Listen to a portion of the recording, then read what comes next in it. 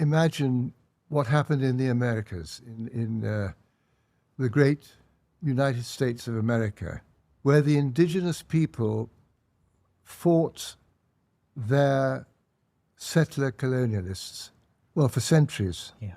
And the final process of actually managing them when they had been defeated was to round them up and put them into reservations. And these reservations were completely controlled by the jailers, by the conquerors. Yeah.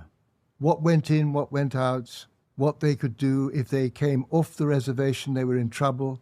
And they were basically kept in a kind of cold storage, just alive, because that was the end of the process. And this has been used since then, because this was in the mid-late 19th century. It was going on in America. But it was then used in the Boer War, because the British were having terrible trouble actually dealing with the Boers. So they broke the country up into regions, and then they literally, like cattle, they brought the people into these barbed wire reservations. Beginning of the 20th century. That was South sort of Africa. the end. Yeah, it was the end of the 19th century. Yeah.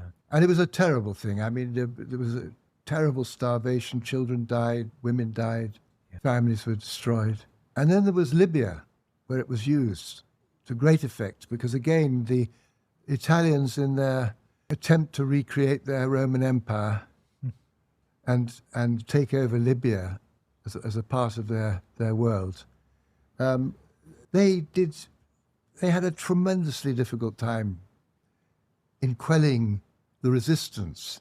So they introduced this process by which, because once you've put the people into an area which you can control, you can gradually limit their movement, little by little. Gaza is just another example of this. The Gazans are in since 2007. They've been in a space which has been completely controlled from air, from sea, from land, and nothing goes in or out.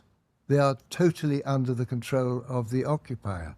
So this is a horrible process which becomes inevitable when a settler colony is having to deal with the final remnants, if you like, of the people that they are replacing.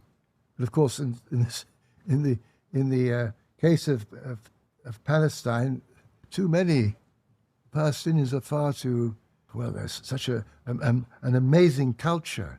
So what we're seeing is something that has happened many times, but in this particular incident, it's, well, we don't have words now any longer to describe it.